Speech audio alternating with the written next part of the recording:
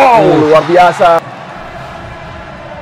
Sangat disayangkan keputusan VAR. Timnas Indonesia tengah mempersiapkan diri untuk menghadapi putaran ketiga kualifikasi Piala Dunia 2026 zona Asia, dengan 2 laga krusial menghadapi Arab Saudi dan Australia pada bulan September mendatang.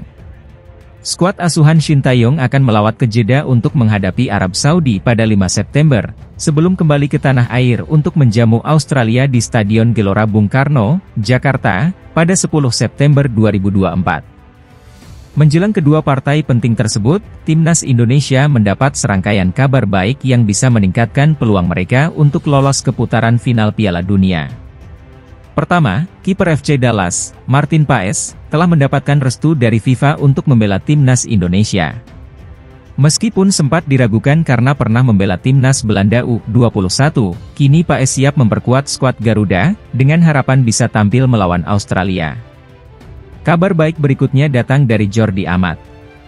Bek andalan Johor Darul Tazim ini dipastikan bisa bermain melawan Arab Saudi, setelah hukuman kartu merahnya dikonfirmasi hanya berlaku untuk 1 laga.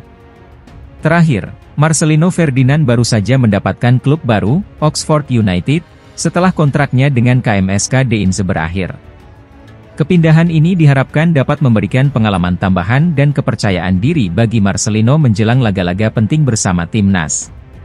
Dengan persiapan yang semakin matang dan kabar baik yang datang, Timnas Indonesia kini berada dalam kondisi yang lebih siap untuk menghadapi tantangan di kualifikasi Piala Dunia 2026. Dukungan dari seluruh rakyat Indonesia tentu akan menjadi kekuatan tambahan bagi skuad Garuda. Media Korea Selatan menyebut Timnas Indonesia bertambah kuat setelah FIFA mengabulkan banding PSSI terkait perpindahan asosiasi Martin Paes. Chosun menyoroti soal dampak kehadiran Paes buat Timnas Indonesia. Kiper berusia 26 tahun itu dinilai akan membuat tim merah putih bertambah kuat untuk mengarungi putaran ketiga kualifikasi Piala Dunia 2026. Kehadiran Paes juga diberitakan menambah daftar pemain naturalisasi pada era Shin Tae-yong. Kini sudah ada 12 pemain naturalisasi yang siap membela Timnas Indonesia. Sebelumnya Paes sudah dipastikan bisa memperkuat Timnas Indonesia usai PSSI berhasil memenangkan sidang banding di FIFA. Hal tersebut diungkapkan Ketua Umum PSSI Erick Thohir melalui Instagram pribadinya, Minggu 18 Agustus. Kabar baik bagi persepakbolaan Indonesia. PSSI pada hari ini menginformasikan bahwa setelah melalui proses yang cukup lama dan ekstensif, Martin Paes akhirnya telah berhasil didaftarkan dan sekarang secara sah dapat bermain mewakili tim nasional Indonesia, tulis Erick Thohir di Instagram pribadinya. Federasi Sepak Bola Indonesia, PSSI, mengumumkan bahwa Martin Paes resmi telah didaftarkan dan bisa memperkuat Timnas Indonesia di kualifikasi Piala Dunia 2026 zona Asia. Ketua Umum PSSI, Erick Thohir mengumumkan bahwa FIFA telah resmi memberikan pengesahan atas izin Martin Paes untuk pindah kewarganegaraan menjadi WNI. Alhasil, kiper 26 tahun kelahiran Belanda itu resmi menjadi pemain naturalisasi yang bisa memperkuat Timnas Indonesia di putaran ketiga kualifikasi Piala Dunia 2026 zona Asia. PSSI pada hari ini menginformasikan bahwa setelah melalui proses yang cukup lama dan ekstensif, Martin Paes akhirnya telah berhasil didaftarkan dan sekarang secara sah dapat bermain mewakili tim nasional Indonesia, tulis Erick Thohir di Instagram pribadinya. Dengan rasa cinta dan bangga terhadap Indonesia serta cita-citanya untuk memberikan dampak positif terhadap sepak bola Indonesia, kami yakin bahwa bergabungnya Martin akan memperkuat tim nasional, tambah mantan Presiden Inter Milan itu. Terutama dalam menghadapi putaran ketiga kualifikasi Piala Dunia. Kami menyambut kedatangannya dengan tangan terbuka dan menanti tim nasional Indonesia meraih performa yang lebih baik, katanya lagi. Tentunya, kehadiran Martin Paes di skuad Timnas Indonesia akan menjadi angin segara bagi pelatih Shin Tae-yong yang sebelumnya membutuhkan pemain berpengalaman di posisi kiper. Dalam waktu dekat, Shin Tae-yong akan mempersiapkan Timnas Indonesia di putaran ketiga kualifikasi Piala Dunia 2026 zona Asia yang tergabung di grup C bersama Jepang, Arab Saudi, Australia, Cina, dan Bahrain. Di kualifikasi Piala Dunia 2026, Indonesia akan mengawali laga melawan Arab Saudi di Stadion King Abdullah Sport City, Jeddah pada 6 September pukul 1 WIB mendatang sebelum kemudian bermain melawan Australia di Stadion Utama Gelora Bung Karno, GBK, pada 10 September. Shin sendiri baru saja menonton laga Malut United melawan Persebaya Surabaya di Stadion Madia GBK, Jakarta, Jumat sore bersama dengan beberapa asisten pelatihnya.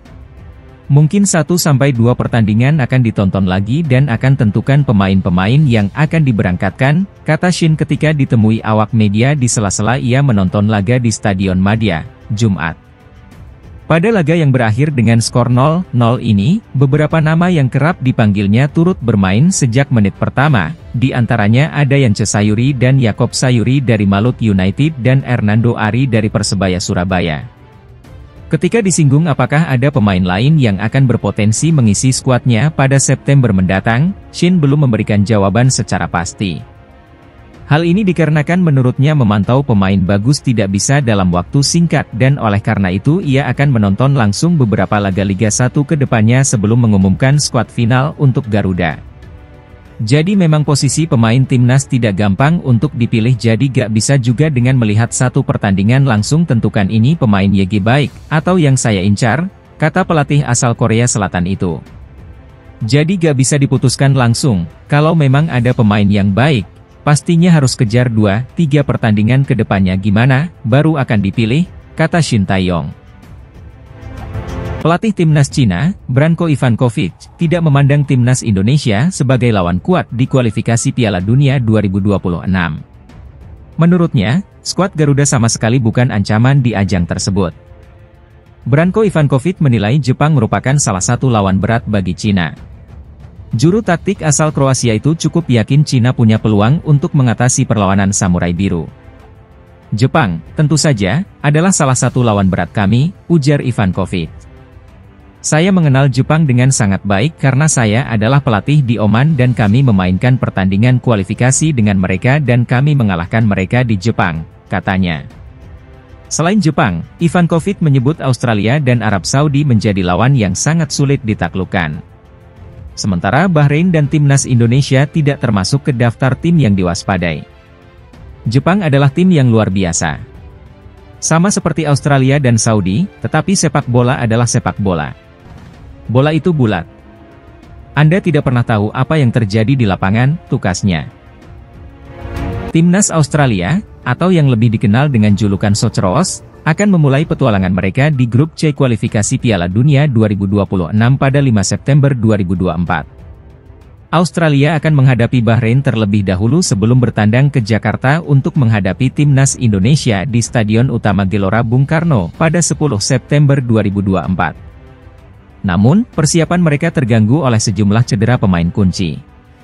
Salah satu kekhawatiran terbesar bagi Socceroos adalah kondisi striker andalan mereka, Apostolos Tamateropoulos. Pemain yang baru saja bergabung dengan Motherwell FC di Liga Utama Skotlandia ini mengalami cedera saat timnya kalah 1-2 dari Rangers. Cedera pada kaki bagian atas ini membuatnya terpaksa keluar dari pertandingan pada babak pertama. Pelatih Motherwell, Stuart Kettlewell, mengungkapkan bahwa kondisi Stamatelopoulos tidak terlihat baik, dengan masalah pada paha yang bisa memerlukan waktu pemulihan lebih lama.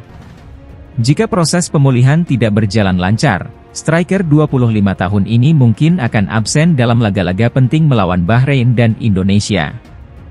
Selain Stamatelopoulos, dua bek andalan Australia, Jordi Bos dan Ryan Strijn, juga tengah bergelut dengan cedera hamstring.